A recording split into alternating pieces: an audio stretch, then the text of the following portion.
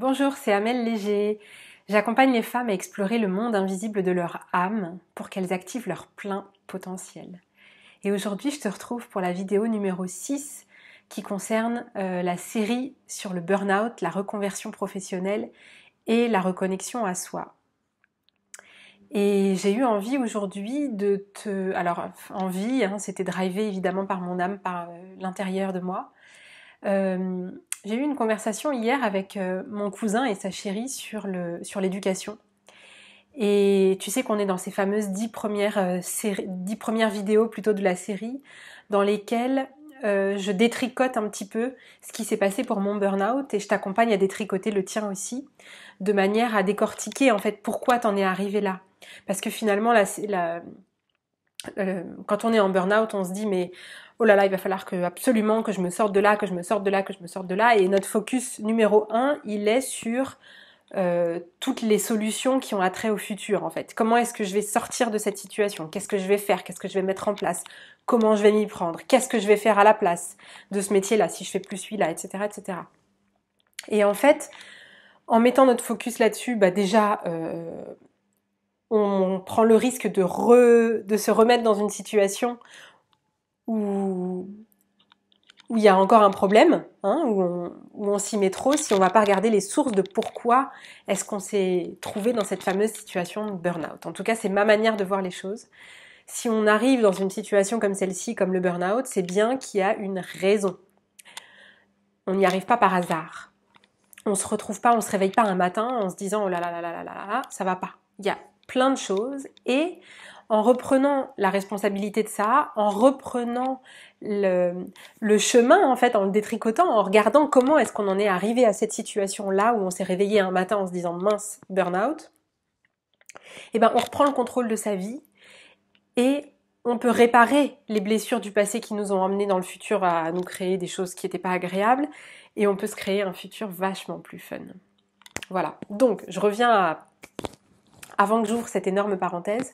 Hier, je discutais avec mon cousin et avec sa chérie et on parlait de comment ça se passe dans leur travail respectif et on parlait des interactions entre les gens en fait, de différences qu'il pouvait y avoir de génération à une autre. Et je me suis mise à parler d'éducation. Parce que c'est un sujet qui me tient beaucoup à cœur, parce que je suis en train de regarder énormément de choses en ce moment sur l'éducation, sur comment un être humain se construit, se développe. Et évidemment, j'ai regardé les travaux de Céline Alvarez, bien évidemment.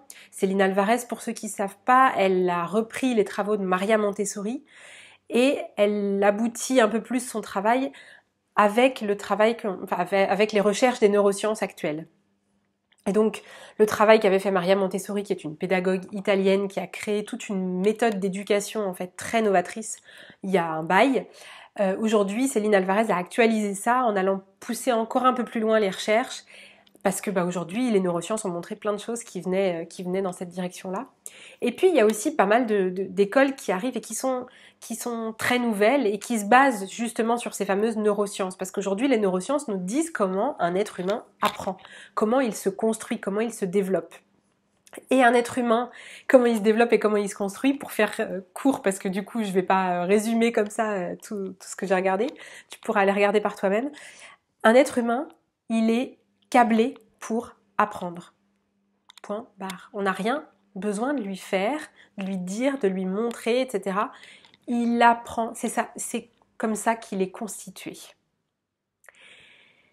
Et du coup, avec notre éducation, avec notre manière de concevoir l'éducation, qui met dans des cases, qui dit voilà, il faut que tu apprennes ça, puis il faut que tu apprennes ça, puis il faut que tu apprennes le français, puis il faut que tu apprennes les maths, et puis il faut que tu apprennes l'histoire géo, on enseigne à nos enfants à ne pas suivre cet élan premier qui est à l'intérieur d'eux et qui va les mener à aller apprendre ce qu'ils ont besoin d'apprendre sur le moment.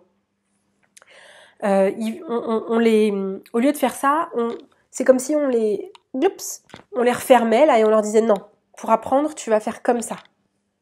Mais en fait c'est complètement aberrant parce que un enfant, il n'a pas besoin d'apprendre sa langue maternelle. Personne va lui dire ce mot-là, ça veut dire ça, parce qu'on n'aurait aucun référentiel pour le faire. Il apprend à parler tout seul. Il apprend à marcher tout seul. Il n'a pas besoin qu'on vienne faire quoi que ce soit. Et en fait, ce que montrent les neurosciences aujourd'hui, c'est que tout ce que l'adulte va faire autour de ça, voilà, là, comme ça, faire autour de l'enfant, en fait, c'est juste lui mettre des bâtons dans les roues, en fait. C'est vraiment juste l'empêcher d'apprendre par lui-même. L'adulte, il doit être là en support. L'adulte, il doit être là en support pour aider l'enfant dans l'élan d'apprentissage qu'il a sur l'instant, l'aider à développer cet élan-là. Voilà, pour moi, c'est ça. Enfin, en tout cas, c'est à ça que j'en suis arrivée comme conclusion. Et en fait, cette conclusion-là, elle est fun parce que il y a un parallèle tout de suite qui s'est fait dans mon esprit quand j'ai vu ça, quand j'ai vu l'éducation de cette façon-là. Le parallèle, c'est finalement notre mental aujourd'hui, il fait exactement ça. Il nous empêche, il nous dit mais non, pas comme ci, pas comme ça, comme ci, comme ça, comme ci, comme ça. Il nous empêche, il est là, alors que notre élan, notre envie, notre élan vital, il est là de toute façon. Toutes les personnes, moi, que j'ai accompagnées, toutes ces centaines de femmes que j'ai accompagnées pendant toutes ces années à se reconnecter à leur âme, leur plus grande découverte, c'était que tout était là tout était là, en fait, et qu'il suffisait juste d'arrêter de s'empêcher de faire, d'arrêter de s'empêcher d'être, d'arrêter de s'empêcher de vivre. Hein, notre élan vital, il est là, notre élan vital. Et il y a des montées comme ça de temps en temps, on a des vagues qu'on entend, plus ou moins. Bon. Quand on est en burn-out, c'est super difficile. Et puis, si on fait le lien du coup entre ce que je vous raconte depuis tout à l'heure sur l'éducation et notre sujet actuel qui est le burn-out et le détricotage de comment on en arrive à faire un burn-out, eh ben ça nous dit quoi? Ça nous dit que il y a une autre chose qui me vient à l'esprit, c'est pour ça que j'ai bugué. Ça nous dit tout simplement que on a appris, on a grandi, on s'est développé. Donc on a appris à l'école, ensuite dans les études supérieures éventuellement, et ensuite on s'est mis dans un travail en suivant ce processus-là, en suivant ce processus de voilà, ça c'est bien, ça c'est pas bien, ça c'est ok, ça c'est pas ok. Je dois faire comme si, à partir de tout ce qu'on a appris et absorbé dans l'enfance de notre environnement. Et le burn-out, il arrive à ce moment-là précisément, à un moment où c'est plus possible. C'est plus possible. L'élan vital à l'intérieur, il en peut plus, il suffoque. Il dit mais stop, mais ça suffit, mais tu m'emmerdes à la vie à me dire que je dois aller par là et comme ci et comme ça. Donc ça forcément, ça amène des difficultés relationnelles dans le travail, dans la vie perso. Forcément, avec le monde extérieur, ça devient ultra compliqué. Parce que on le supporte plus, ce fameux monde extérieur. On le supporte plus. C'est genre, mais foutez-moi la paix. Et je fais exprès d'utiliser ces mots-là parce que c'est viscéral. Il y a un moment où vraiment, à ras-le-bol. Le burn-out, c'est ça. C'est, on rejette tout vers l'extérieur. Là, c'est j'en peux plus. Ce mouvement de j'en peux plus, de je rejette tout ça et de je ne peux plus retourner à mon travail, je peux plus voir celui-ci, je peux plus, rien que l'idée de le regarder à nouveau et de l'avoir en face de moi, ça me crée des crises d'angoisse. Hein. C'est le genre de situation qu'on vit quand on est en burn-out. C'est tout à fait normal, c'est juste le mouvement intérieur qui, tout d'un coup, c'est comme s'il y avait une poussée de lave un peu plus forte que les autres, là, et qui dit, bah, ça suffit maintenant, hein, c'est à partir du dedans que je veux vivre, pas à partir de ce que les autres me disent de ce que je dois faire. Voilà. Donc c'est comme si c'était... Je vais prendre un exemple. C'est un exemple que Céline Alvarez donne, que j'ai trouvé extrêmement... extrêmement parlant. Donc Céline Alvarez, elle a fait un diplôme, enfin elle a passé les concours de l'éducation nationale, voilà, pour devenir prof. Et elle avait vu avec le ministère de l'éducation, mais je raconte n'importe quoi. Bref, en tout cas, elle a eu une classe, elle a géré pendant plusieurs années une classe de tout petits. Faudra aller regarder les détails, parce que franchement, les détails, moi, ça m'intéresse pas. Mais en gros, elle a été s'occuper d'une classe de tout petits pour développer en fait tous les concepts qu'elle avait approfondis à partir de Maria Montessori et des neurosciences. Ok. Donc elle s'est retrouvée avec cette classe et puis elle a mis en place tout ce qu'elle avait découvert, tout ce qu'elle avait développé. Et donc ce fameux principe que l'enfant a juste besoin de support, de mise en situation, de matériel en fait en support à son apprentissage. Et dans cette dynamique-là, dans cette réflexion-là, l'enfant devient très vite autonome. Et quand on va voir les témoignages des parents, c'est effectivement ce qu'ils disent. Les enfants de 3 ans, 4 ans, 5 ans, ça y est, tout d'un coup, ils se mettent à participer à la vie de la maison, ils se mettent à s'habiller davantage eux-mêmes, etc. Et elle prend l'exemple d'un enfant qui avait l'habitude qu'on l'habille, qu'on lui enlève ses chaussures, qu'on lui mette ses chaussures, qu'on lui mette son manteau, qu'on lui enlève son manteau, etc. Juste avant de rentrer dans la classe. Et je crois que dans l'exemple, c'était sa grand-mère qui l'amenait. Alors oui, des fois, il y a des détails dont je me souviens, puis des fois, il y en a, j'y arrive pas. On s'en fiche. En tout cas, ce petit garçon-là, il se faisait amener régulièrement par sa grand-mère, et sa grand-mère lui enlevait son manteau, posait sur le porte-manteau, et puis lui enlevait ses chaussures, lui mettait ses chaussons, et puis hop, ensuite, elle l'amenait dans la classe. Et Céline Alvarez a dit non. En fait, il faut amener cet enfant progressivement à apprendre à le faire tout seul. Il faut le laisser faire, en fait. Et donc, évidemment, ça prend le temps que ça prend, il faut lui montrer un certain nombre de fois, il faut l'aider à apprivoiser, à s'approprier les gestes qu'il faut faire pour mettre ses chaussures, etc. Enlever ses chaussures, mettre ses chaussures, son manteau.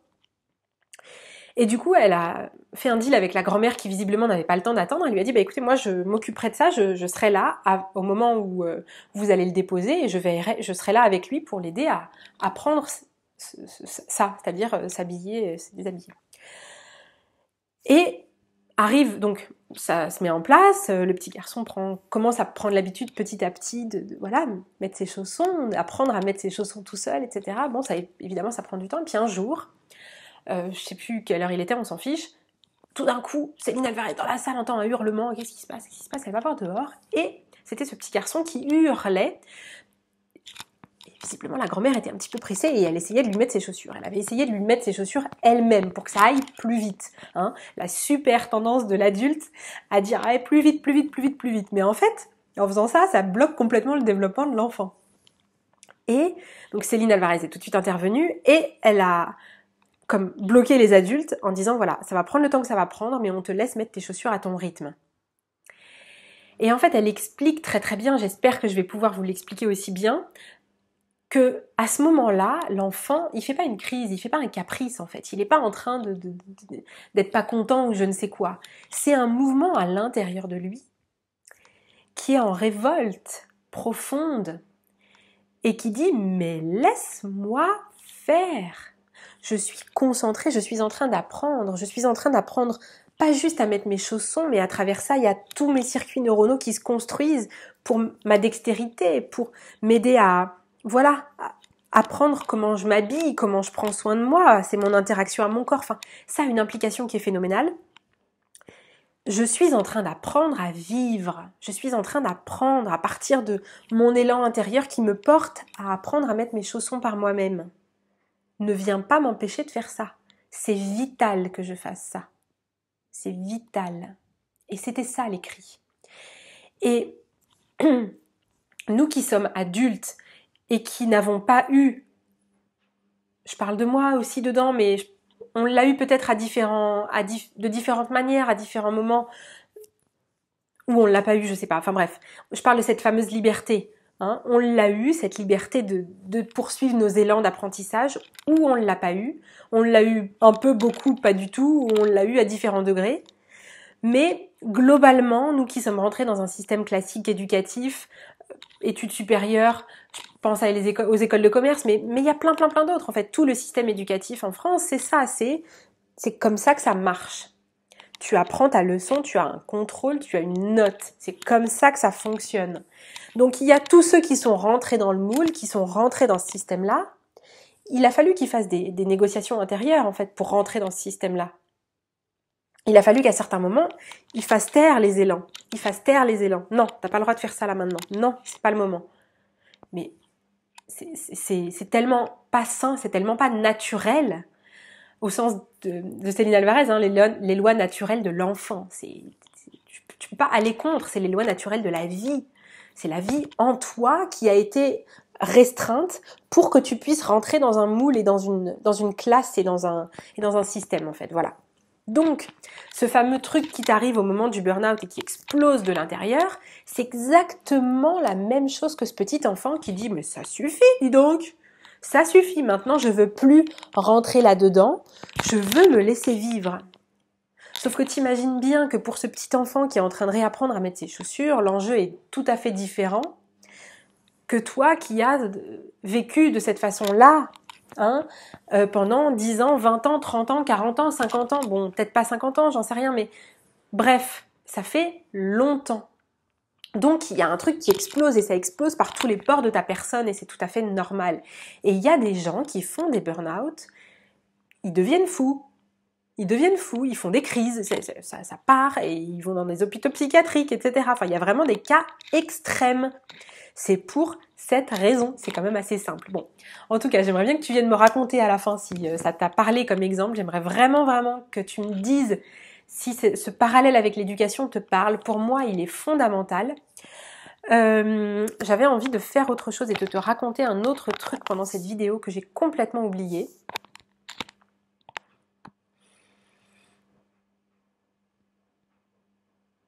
Ok, en fait, je vais juste prendre un instant pour t'emmener à revenir au creux de ton cœur et à ressentir que c'est ok, peu importe ce que tu es en train de vivre, c'est ok de vivre ce que tu vis, c'est super ok.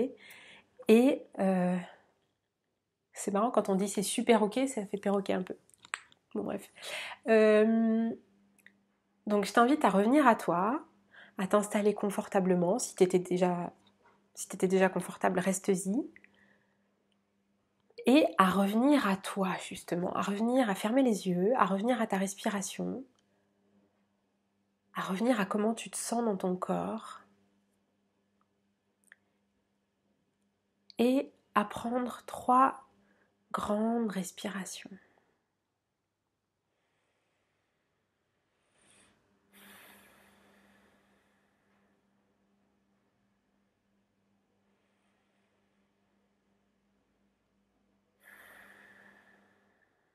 Je fais exprès de le faire avec toi, comme pour t'accompagner en fait dans ce mouvement-là. C'est ok en fait, prends le temps que ça prend.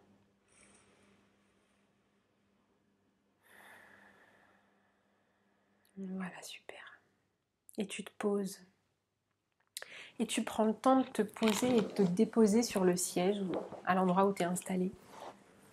Et tu sens, tu vois, moi-même j'ai changé ma posture, sens le poids de tout ton corps qui se repose là où tu es installé. Donc qui se dépose sur le siège, sur le fauteuil, sur le canapé pour moi, le dos, ton dossier, qui peut s'appuyer sur le dossier, sans que tu te déposes. Tu peux même poser tes mains littéralement sur tes jambes et sentir qu'elles sont lourdes et que tous tes bras sont lourds et qu'ils se posent et que tu n'as pas à les porter. Et c'est pareil pour tout ton corps en fait. Ta tête elle est posée sur ton cou il est posé sur tes épaules. Tes épaules, ton buste, il est posé sur ton bassin. Ton bassin, il est posé sur tes jambes, mais là pour l'instant ton bassin il est posé sur le siège. Tes pieds, tes jambes sont posés sur le sol ou sur le siège. Moi je suis en tailleur alors je suis toute posée mais voilà. T'es posée en fait. Et la terre, qui de toute manière est en dessous de tout ce qui te tient, hein, de tout ce qui t'accueille, la terre elle t'accueille.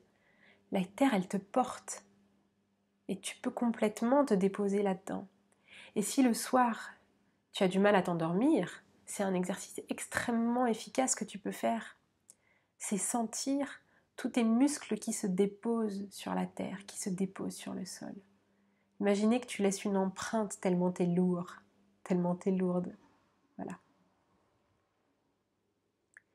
Tu te déposes. Et en te déposant, tu te rappelles que tu fais partie du mouvement de la vie, que tu fais partie de la vie elle-même, qu'en toi coule exactement la même énergie, la même lumière que celle qui fait pousser un arbre, que celle qui fait naître un oiseau, que celle qui fait bouger les vagues dans la mer. C'est la même chose.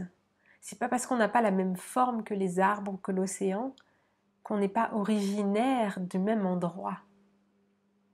Rappelle-toi de ça, tu viens du même coin. Et dans ce coin-là d'où tu viens,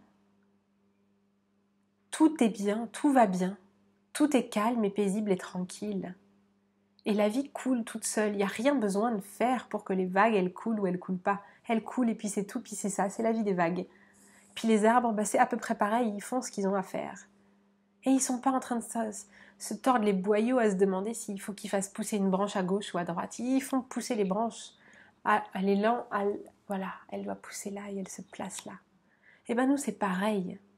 Nous on sait, intimement, intérieurement, tout est là aussi.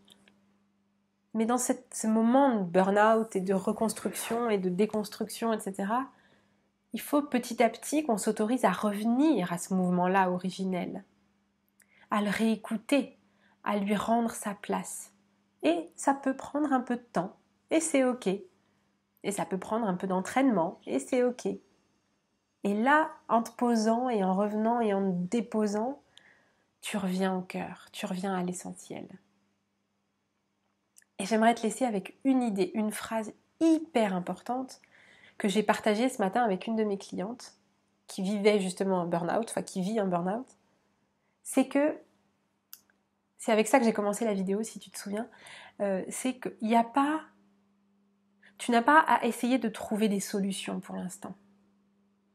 Les solutions, elles vont se placer d'elles-mêmes. Tu n'as pas à essayer de savoir comment ça va se passer. Toi, la seule chose qui est importante que tu fasses, c'est que tu prennes soin de toi. Que tu prennes soin de toi. Que si tu es épuisé et fatigué, comme c'est très souvent le cas quand on commence un burn-out, que tu ailles te reposer. Que si tu as envie de faire quelque chose, que tu te laisses le faire.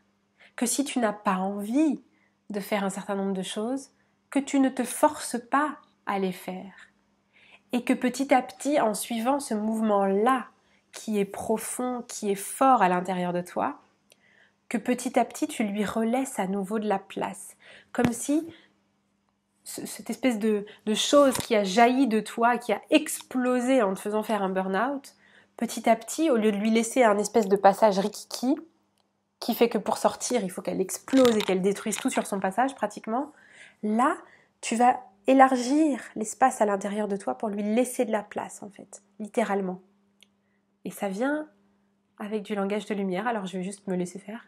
Ya le saletuna e aquela reaia maya te la tena tuja. Ima e ahua de la tina gena e aia de la tena. Reviens à l'intérieur de toi et ferme tes yeux et accueille ce langage et ces mots. Accueille ces vibrations surtout. Ila ea de la tena, heia o mae, heia,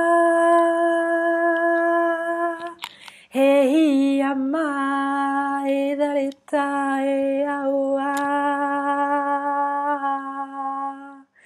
heia mae aloena e ua, heia mae aoe, oea oa, heia oea oe. Heia oa heia marea, heia oe heia o,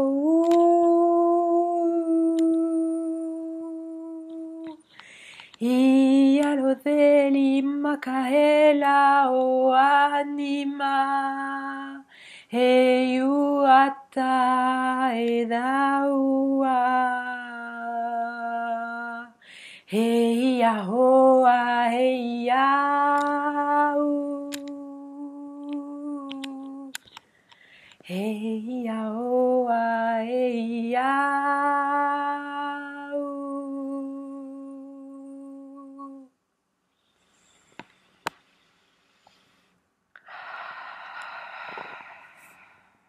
Voilà. Avec ce chant à la fin, on est passé dans d'autres plans, dans d'autres manières d'appréhender la vie, de percevoir la vie.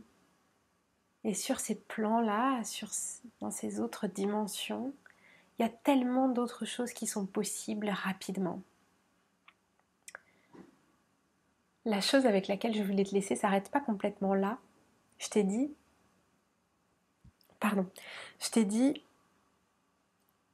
n'essaye pas de savoir comment et quoi faire et qu'est-ce que tu vas devenir après. Essaye juste de revenir à toi. Et quand tu reviens à toi, pose-toi simplement la question de et si tout était possible, si tout était possible, tout, si tout était possible, et ça l'est, qu'est-ce que tu aimerais? Comment est-ce que tu aimerais que ta vie se développe? Qu'est-ce que tu aimerais faire de tes journées? Et t'es pas obligé même de poser la question à long terme, tu peux te demander juste là, si tout était possible là tout de suite, qu'est-ce que tu aimerais? Et dans pas longtemps, et dans un peu plus longtemps. Amuse-toi à rêver. Amuse-toi à revenir à ça, à rêver à ta vie. Rêve ta vie. Les temps sont ouverts pour que nos rêves se réalisent. Alors, vas-y, rêve, autorise-toi. Si tu as besoin d'un coup de main pour rêver davantage, et si tu sens un appel intérieur profond à vivre ta vie à partir de tes rêves et que tu sais juste pas comment t'y prendre, et tu sais pas comment pas faire, comme ce serait quoi les premiers pas, et que tu as envie que je te file un coup de main, viens m'écrire. Ce sera avec grand plaisir. On partira dans les dimensions de l'âme et on créera ta vie à partir de là. C'est ça aujourd'hui qui est possible. Je te souhaite une belle fin de journée. Je te souhaite aussi un beau week-end parce qu'on est vendredi. Qu'est-ce que je te souhaite d'autre? Et puis, cette vidéo, cette méditation, tu peux la refaire autant que tu veux. Tu peux aussi aller réécouter le conte de l'Arlequin et faire la méditation de la semaine dernière autant que tu veux. Tu peux aussi aller écouter la bulle de l'âme qui est sur mon site passela5e.com. Tu peux aller écouter cette bulle de l'âme tous les jours. C'est important même de faire un nettoyage énergétique. Il y a plein d'outils qui sont là. Maintenant, vas-y. Et si tu as des questions, je suis là. Viens me les poser. Je te souhaite une belle fin de journée, un beau week-end, une belle pratique de toi avec ton âme. Et je te dis à la prochaine. Ciao!